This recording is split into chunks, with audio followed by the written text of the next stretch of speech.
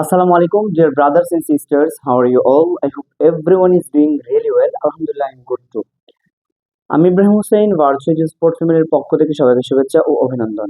আজকে তোমাদের সাথে যে বিষয়টি নিয়ে আলোচনা করতে আসছি সেটা হচ্ছে গিয়ে ইংরেজি গ্রামারের ট্রান্সফরমেশন অফ সেন্টেন্সের সিম্পল কমপ্লেক্স কম্পাউন্ড সেন্টেন্সের যে রূপান্তরশীল প্রক্রিয়া আছে, আজকে সেই প্রক্রিয়ার পার্ট 4 নিয়ে আলোচনা করব।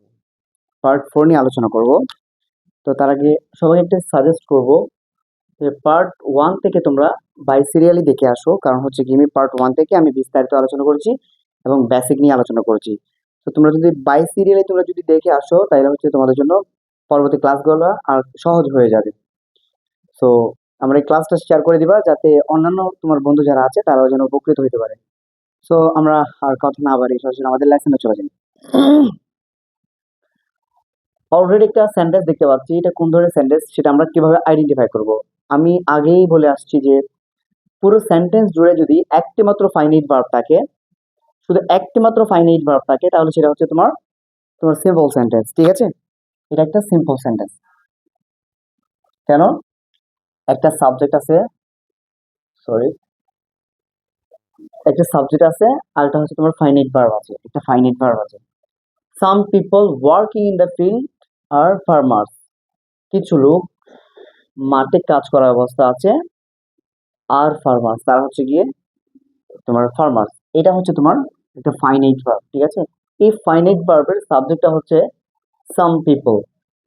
তো ওয়ার্কিং ইন দ্য ফিল্ড এটা একটা হচ্ছে একগুচ্ছ ওয়ার্ড, এটাকে আমরা ফ্রেজ বলতে পারি। ঠিক আছে, আর এই যে এখানে ওয়ার্কিং দেখতে পাচ্ছ সেটা হচ্ছে একটা নন ফাইনাইট ভার্ব। তো অলরেডি আগে বলে আসছি যে এই পূর্বের ক্লাসগুলোতে বলে আসছে কোনটাকে ফাইনাইট ভার্ব আর কোনটাকে নন ফাইনাইট ভার্ব। যে ভার্বটার টেন্স চেনা যায় না সেটা হচ্ছে তোমার নন ফাইনাইট ভার্ব। ঠিক আছে, সেটা একটা নন ফাইনাইট ভার্ব এবং সেটা হচ্ছে তোমার পার্টিসিপল। পার্টিসিপল হচ্ছে অ্যাডজেক্টিভের কাজ করছে, অর্থাৎ নাউনের অবস্থা বর্ণনা করছে।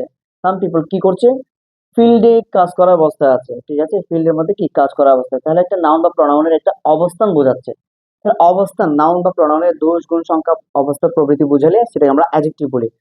আর এখানে যেহেতু ভার্ব প্লাস আইএনজি আছে সেটাকে আমরা প্রেজেন্ট পার্টিসিপলও বলতে পারি। ঠিক আছে, তো এটা একটা প্রেজেন্ট পার্টিসিপল।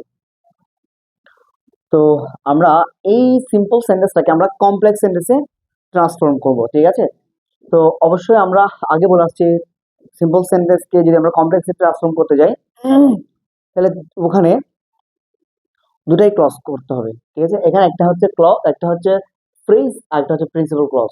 ঠিক আছে, এই সাবজেক্ট এটা হচ্ছে তোমার তোমার হচ্ছে প্রিন্সিপাল ভার্ব, এটা হচ্ছে ভার্ব। ঠিক আছে, ফাইনাইট ভার্ব। তাহলে এটা এখানে একটা মাত্র প্রিন্সিপাল ক্লজ আছে আর একটা হচ্ছে ফ্রেজ আছে।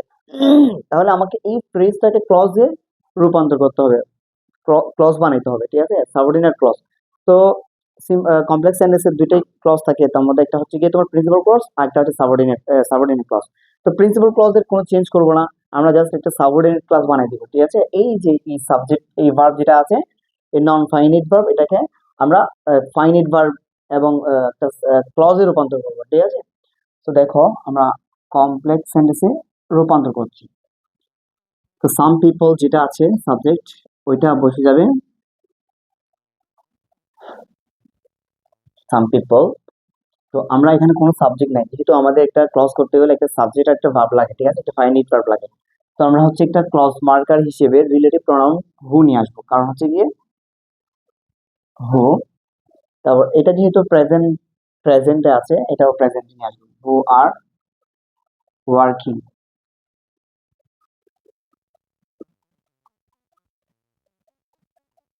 In the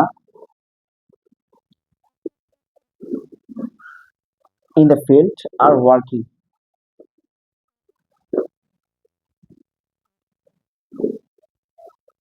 Farmers. আচ্ছা, এবার আসো এই যে আমরা ক্লজে রূপান্তর করলাম কিভাবে।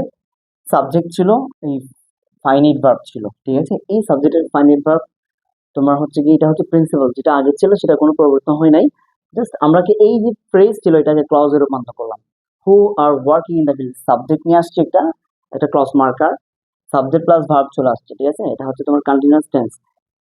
তো দেখো some people who working in the field are farmers, এই এখান থেকে নিয়ে এতটুকু পর্যন্ত এটা হচ্ছে তোমার সাবঅর্ডিনেট ক্লজ, আর এটা হচ্ছে সাম পিপল আর ফার্মার্স, এটা হচ্ছে তোমার প্রিন্সিপাল ক্লজ।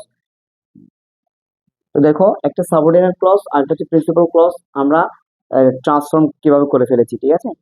তো এরপর এই কমপ্লেক্স সেন্টেন্সকে যখন আমরা এই তোমার সিম্পল কম্পাউন্ড সেন্টেন্সে ট্রান্সফর্ম করব, তখন সেটা হচ্ছে গিয়ে দুইটাই হচ্ছে প্রিন্সিপাল ক্লজ থাকবে কম্পাউন্ড সেন্টেন্স, ঠিক আছে। এটাকে সংক্ষেপে আমি সিম কক্স আর কম দিয়ে এই চিহ্নিত করে রাখছি। তো দেখো এই যেখানে একটা সাবঅর্ডিনেট ক্লজ আর একটা হচ্ছে প্রিন্সিপাল ক্লজ, প্রিন্সিপাল ক্লজ এবং সাবঅর্ডিনেট ক্লজে হচ্ছে গিয়ে একটা কমপ্লেক্স সেন্টেন্স।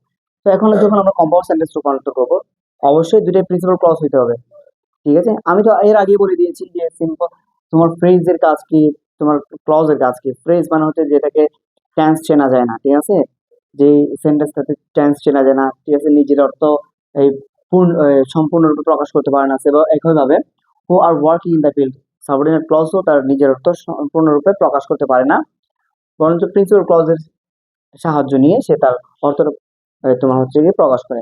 এখন কম্পাউন্ড সেন্টেন্সে যখন আমরা যাব, দুইটাই প্রিন্সিপাল ক্লজ করতে হবে, ঠিক আছে। দেখো some people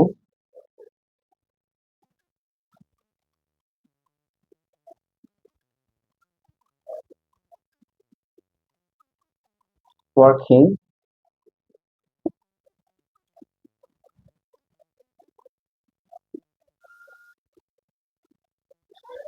field and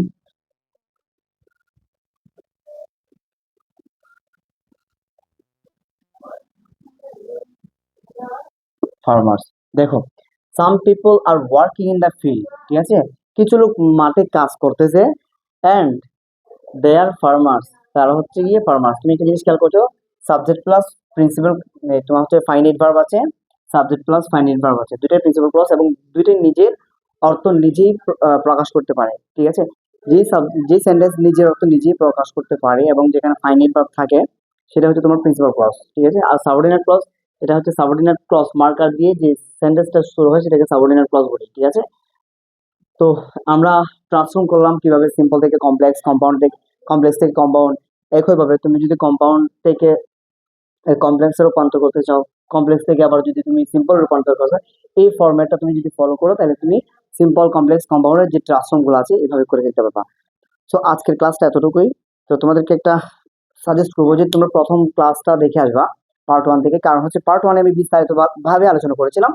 তো পরবর্তী ক্লাসগুলো তোমরা হচ্ছে গিয়ে আর তোমাদের জন্য ক্লিয়ার হয়ে যাবে, ঠিক আছে, বুঝতেও সুবিধা হবে।